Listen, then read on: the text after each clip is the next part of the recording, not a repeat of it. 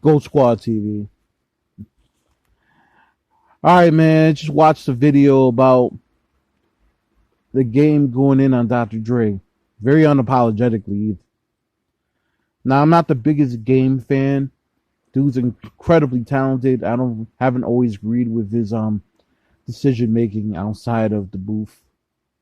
Um, However, I'm gonna take his side on this one. Um, Anybody that knows me knows I'm a trial by error guy. So I'm not a fan of perfectionists. I'm not knocking people for being perfectionists, but just stay away from me. I'm just gonna keep it real. Just stay the fuck away from me. I am not a perfectionist.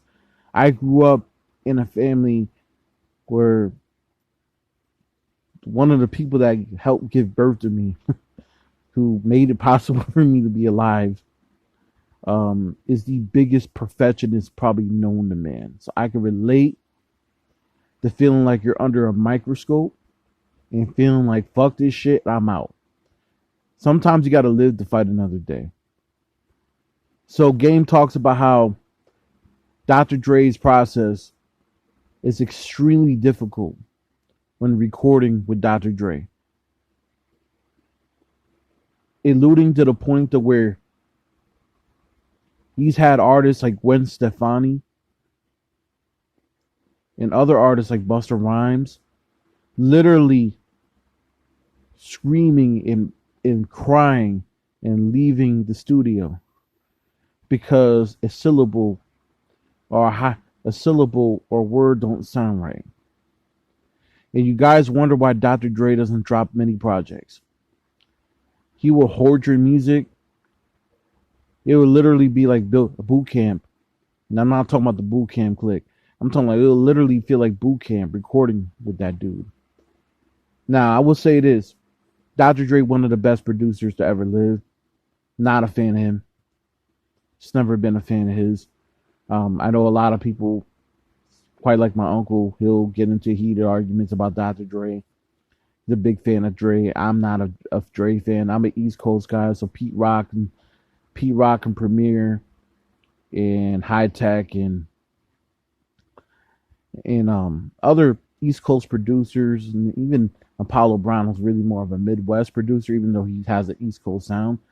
Those guys were the type of guys I like listening to. Large Professor. They kind of exemplified hip hop from its, even RZA, like they exemplified that dirty sound from hip hop. To where Dre comes from R&B, he went into hip hop, and he's more of a perfectionist to a point to where it's damn near laughable.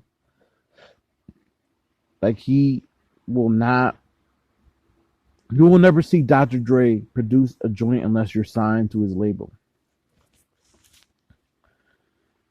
Um, so that said, no, I'm not the biggest Dre fan. I personally think he's overrated production wise. I know a lot of people are going to kill me for that. I didn't say he's. Now I want to make sure people understand. I say he's overrated. I didn't say he was whack. I didn't say he was whack.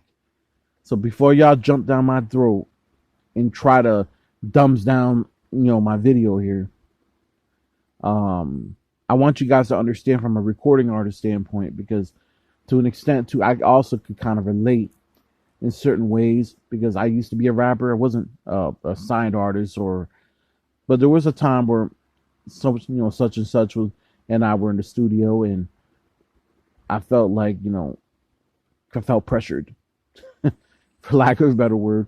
Sometimes it was never intentional, but it was just when you want something to come out right.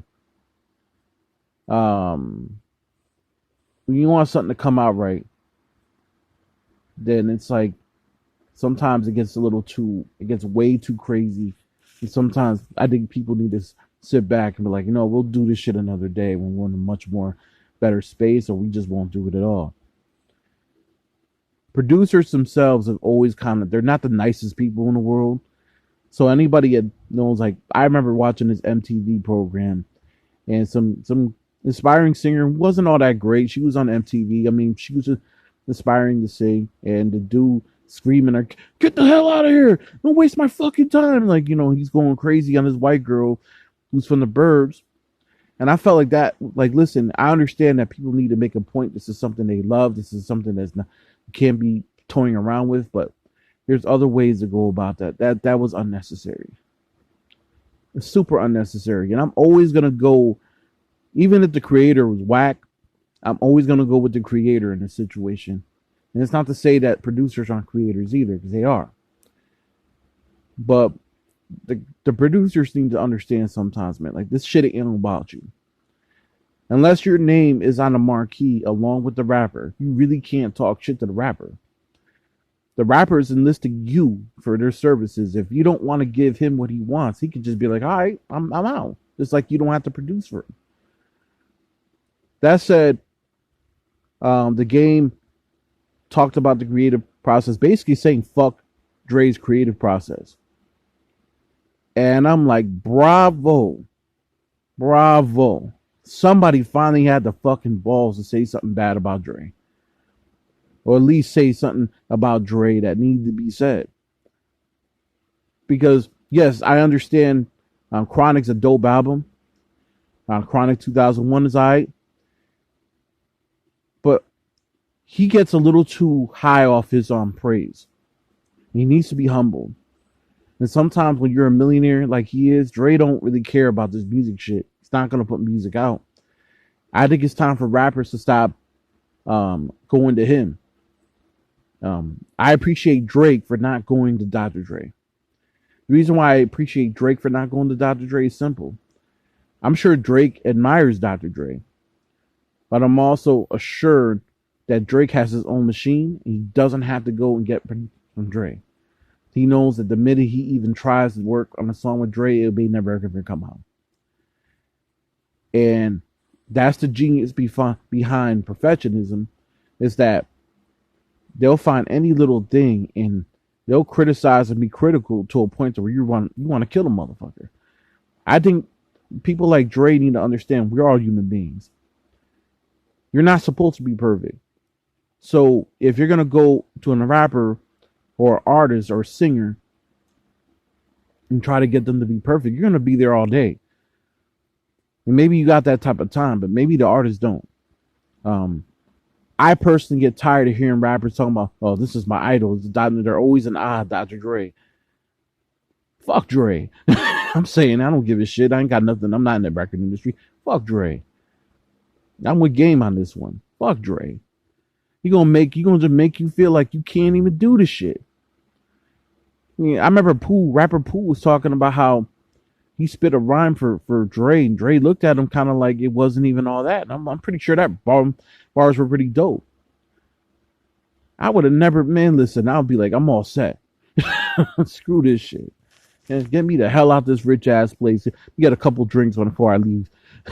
Steal a couple brownies. But yo, listen, man, I'm all set. And part of the reason why I don't rap anymore, because listen, man, like I'm a trial by error guy. I don't care if I spit a rhyme and it came out the wrong way. I don't care if I spit a bar and it came out the wrong word and it came out the wrong way.